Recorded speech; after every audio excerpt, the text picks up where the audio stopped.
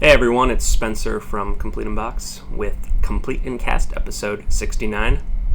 And I waited a pretty good amount of time to have this opinion because I know it's one of those unpopular opinions. But if you can read and you read the title of this video, then you know that I'm saying that Resident Evil Village is a better game than Resident Evil 4. So let me start out by saying that Resident Evil 4 is one of my favorite games of all time, and it has been ever since it came out. I played it on the GameCube when it first came out. I played it again on the PS2. I even played it, 2 or 3 more times on the PS4. Not only is it one of my favorite games of all time, it's one of the ones over the course of the, 16 or so years that it's been out that I've probably played the most. Maybe not the most hours because it's not a super long game, although action games shouldn't be super long, but probably the most amount of times. It is a really replayable game. If you've ever played it, you know exactly what I'm talking about. You want to start it over right away when you play it, and it is just a great experience.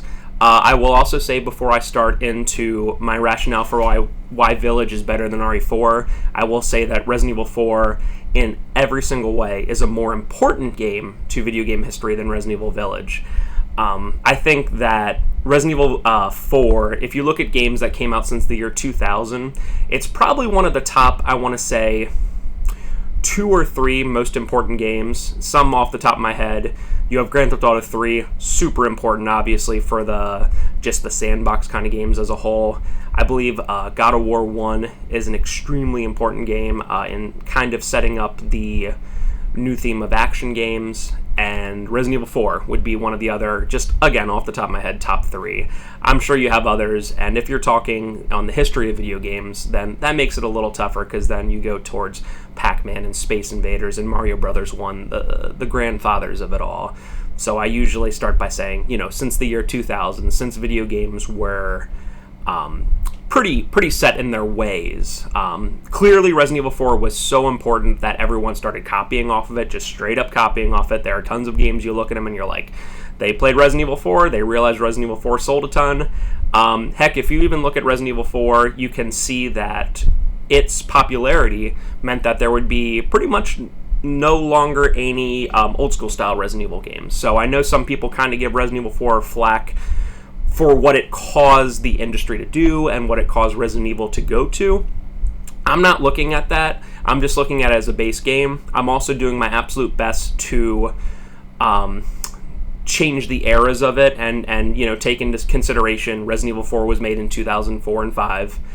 Village came out in 2021, so none of my arguments will be about graphics or anything like that. Resident Evil 4, honestly, for back in the day, had really good graphics, and if you played the PS4 HD remaster one, it still looks pretty gosh darn good, all things considered. They did a great job with that. So I've played through Village probably 5 or 6 times the whole way through. Whether it's the first run, or whether it's Village Shadows, or some stuff I missed for getting the platinum. As I'm recording this, I'm actually one level in Mercenaries away from getting the platinum, although I decided to go with the SS ranks. Factory number 2 is my one that's still left, and I'm not settling for just S's. I'm going for SS so I can get that dumb lightsaber at the end. It's a game that I love so much that I'm willing to do everything with it, which is not usually common for me. Games I usually like, I play through, I go, that was great. And then I move on to the next thing. I usually like story-based games, so a lot of times it's like, I don't want to do the extra stuff. I don't want to play Last of Us 2 again and get all the platinum stuff. That's usually not me, but for Village, I wanted to. So, again, when I make my arguments, which you can see on the side right there, and I'll expunge on them a little bit more, I try not to take era and graphics and stuff like that a 2005 game wouldn't matter for into context. So let's start. Top 6 reasons why Resident Evil Village is better than Resident Evil 4. There are some things that Resident Evil 4 does do better than Village. There's obviously it was the pioneer with that kind of stuff. I will say that Resident Evil 4 still has the best item management and inventory management I've ever seen in any game. It's almost like a game in itself. It's just great to be able to move the items around and get a bigger, I guess you would call it the attaché case or whatever, and that probably will never be equaled. Inventory management in Resident Evil Village is fine. It's good, but it's not Resident Evil 4. So there are some things that Resident Evil 4 does do better, but I think at the grand scale, when you look at it all together, Village is a superior experience. So number 6 reason is Village of Shadows. Professional on Resident Evil 4 is a very difficult experience, and it's nice to have. I think there's at least the 2 difficulties, maybe 3 on Resident Evil 4. But, Professional is just kind of like a tougher game where the enemies take more damage and stuff like that. For anyone who's played Village of Shadows, it essentially is a different game. When, people were telling me like, oh man, Village of Shadows this, Village of Shadows that, I was like, okay, the enemies will be stronger. Yes, but I feel like it's a separate game altogether. I mean, from the enemies, they feel like completely different enemies. When you're dealing with the standard Lycans and the standard, I don't know what you call them, skinnies or skeletons or whatever, pretty much anything in the game that in the past would be, okay, this is just a whatever enemy, ends up being, like, destructive. To the point where it's not only a harder game, but I feel like it's, like, a complete... When I played Village of Shadows, like, even, I went through it first, and I tried to do it with, like, pretty weak guns, and I'm not very good at games. I was getting just wrecked constantly. Even when I went through it with the infinite ammo Magnum, which I know is kind of like cheating with going through it, but whatever. I was still just frightened all the time. They add extra enemies in certain places, so if you're like, I know exactly what's going to happen here, like, no you don't. There will be extra stuff in Village of Shadows, and it's just a great attention to detail. It really is. It's one of the few games I feel that when you do the hardest difficulty, it is like a different game. So it just ups the replayability for that. Number 5, although Mercenaries in Resident Evil Village is not perfect, and I know it's a thing that a lot of people have not been the biggest fan of, I do find it to be better than the Resident Evil 4 Mercenaries, which I really didn't like to mess around with too much. I played it a bit, but it just didn't draw me in. I love the way Village's Mercenaries is set up in that you go to the merchant between every single round, and there are just a ton of different ways to go about it. I've seen people going about it knife only, so you can spend all of your extra money on, healing supplies and stuff like that. I've seen people just be like, I'm going to go for the Magnum right away in the Village of Shadows difficulty ones. There's just a ton of different ways to go about it, and honestly can make a difference. I followed one person's strategy, and I was having a really tough time. Then I found another guy's online, and I was like, this just works better for me, Focus less on the handgun, do the Magnum. It is tough. It's very tough. Again, I still haven't done it all. Out of the 8 stages, I have 7 at either SS or Triple S. I think I have maybe 3 Triple S's and then 4 Double S's, but that was a lot. Like, a lot of playing, a lot of practice. There's some that if I wanted to get to Triple S, I don't know. Like, I did Mad Village 2 the other day, and I just get to I guess it's the second to last level, and I just can't beat it. Like, I physically keep dying because I don't have enough ammo because I didn't get good enough. But tons of replayability there. Is it annoying? Yes. Is it annoying to get 2 levels in and, like, die or lose a big combo? Yes, but I do find it to be more replayable than the Resident Evil 4 one. For number 4, pretty generic one. There's more varied enemies. There's more collectibles. There's a ton of collectibles in this game. All the different goats, and if you want to do the outhouses. And the first couple times through the game, when you, like, find the pictures of the rare, I guess it's a rare bird, a rare fish, and a rare pig, and you're like, where is that? And you want to just, like, search around and find it. The first time I was, like, in that main village part right before you go up to Heisenberg's place, there was like a stone slab that was locked behind a mausoleum, and like the whole game I was like, how do I do that? And then like as the game progresses, especially if you're taking like a casual playthrough, it really just like fits puzzles into place. I was so happy to see that in this game that there were, at least 3 or 4 places that were pretty much 100% optional. There's the slaughterhouse where you fight the big guy. You can go right near where you go into the dollhouse and then fight the big monster there. You can go find the giant wolf and fight it. It's incredible, and a little bit of it is in the way the game's set up compared to Resident Evil 4. Resident Evil 4 is, by all accounts, a very linear experience, and that's just because it's, point A to point B to point C. There's not really reason to come back, and it's kind of built into the story as well, You don't want to go back to the village because you're at the castle. You don't want to go back to the castle because you're going to the island. And although Resident Evil Village is, in a lot of ways, linear in that you're not going to go to Heisenberg's castle before you go to the dollhouse or whatever, because you come back to the central hub over and over again, every single time you come back, you're like, I have, not only do you have the new key to be able to find those new places, but you're like, wait a minute, I remember, this other area that had this key, one of those like insignia keys. And I love how they mark it on the map so you don't have to be looking around forever. And you can just kind of piece everything together, whereas by the end of the game, when you're ready to go to Heisenberg's, you pretty much can go and see everything. And I love that. I'll count that even as collectibles. It's really cool in being, it is still, I don't like big open world games where it's like, just go do anything. I know that's kind of an unpopular opinion. Like I try to play some of the Far Cry games and they're just too open for me, to the point where I'm like kind of aimless, not knowing where to go, not really knowing like where to go and where to start. With this, they like guide you, but at the same point, you can kind of go through and see what's there if you want to. And I think that's just an awesome part.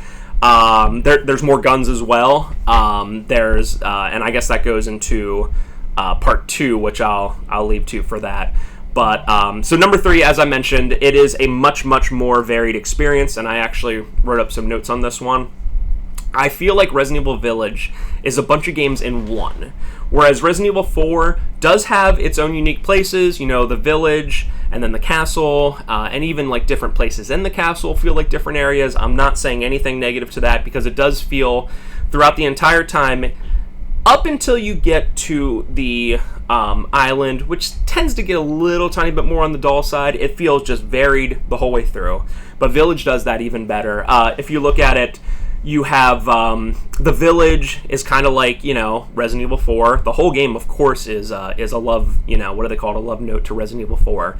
So Village feels like, hey, this is kind of Resident Evil 4 thing, only in first person, of course. You get to the castle, which is kind of like Clock Tower, in that there's not as many normal enemies in there, but you have the 3 daughters, and of course Lady Dimitrescu, if I pronounce that anywhere close, which are kind of more like a Clock Tower kind of thing, like a Scissor Man, or maybe like a haunting ground where there's an enemy going after you. And although in Village you have a lot of abilities to fight things, unlike a game like Clock Tower, because of the way these enemies are worked out, you cannot fight them until you get to certain, areas in the game.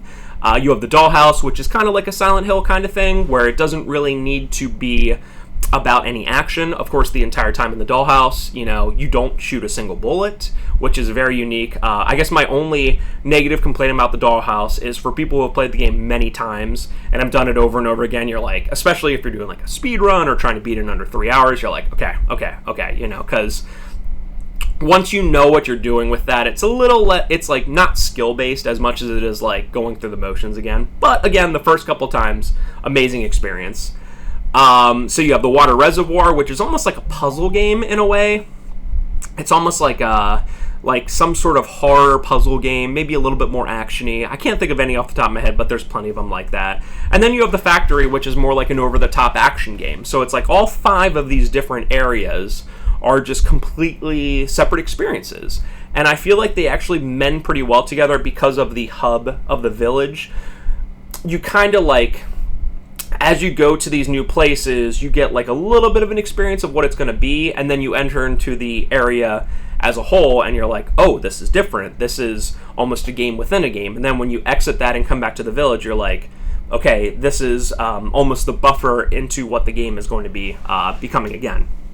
So, really fantastic. So many different types of gameplay in there. The experience is so much more varied. It's, for a game that, in a casual playthrough probably takes you 8 to 10 hours, maybe 12 hours, really one of the most varied games I've ever played. Is it a game that will give you the most gameplay hours in one playthrough? Of course not. But a lot of games that end up having a lot of gameplay hours, not to poo-poo on Skyrim or Fallout or Mass Effect or stuff like that, but a lot of them end up being kind of similar quests. You go on this quest and it's defeat enemies, do this, and it's great. People love that kind of stuff, but it's not by essence super varied. Whereas this, they were almost like giving you bite size, like the whole the whole game's your lunch, and each one is different flavors of pizza bagels or pizza bites or whatever. So the Merchant, number 2, going to number 2, Merchant is better. Merchant in Resident Evil 4, amazing, very famous, very memed. I mean, it will always be. But there is definitely more you can do with the Merchant in Resident Evil Village. There are definitely more guns and more abilities to do with stuff like that. I loved finding the different animals so you can craft those different recipes, which was really cool to find out that those were permanent upgrades. Awesome. I love stuff like that. Getting the infinite... they don't really have... In Resident Evil 4, they had the exclusive part of it once you upgrade it the whole way. With this one, it's more like upgrade it the whole way, then you can get the infinite ammo with it, which is great as well. Once you get infinite ammo for one thing, of course you don't have to use it, you can turn it off, but if you use it, then you don't have to either collect the ammo for it, or you can collect it and constantly sell it, which is a really great way to continue to make money to get towards the stronger guns and all that. Just in general, it's a varied experience, even more than Resident Evil 4, and I love how they gave the Merchant more... I don't want to say backstory, because he's obviously very mysterious character, but more of a personality for sure.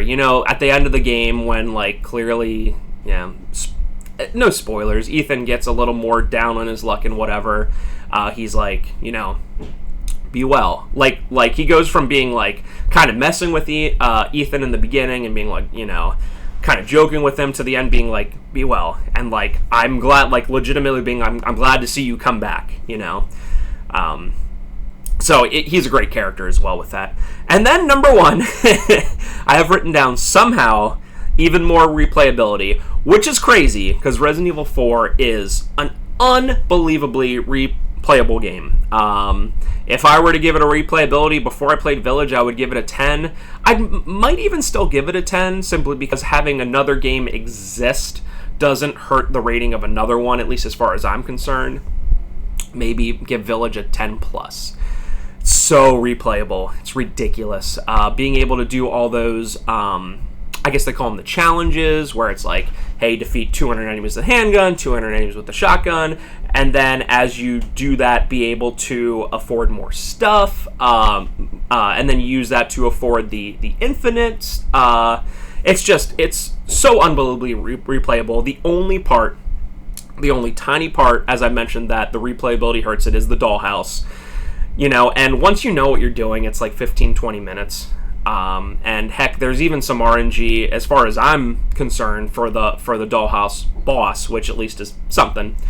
So that's the only part where I just wish they could be hey, you're replaying this again, this part, do you want to add 20 minutes or whatever the average time is to, just skip it. But hey, it is what it is.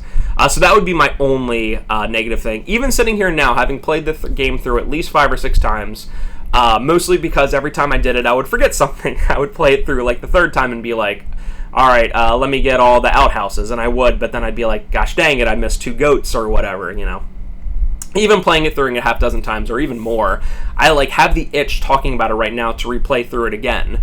And, it would be very interesting now to start up a new save file and go through it just, I guess, kind of at the start. Because much like Resident Evil 4, although it does it a little bit better, the first playthrough is a completely different game from the second playthrough because you have, more stuff, you're stronger, you can kind of play the game a completely different way. And that's the case for Village through first, second, third, Village of Shadows without, Infinite Magnum and stuff. It's just so replayable.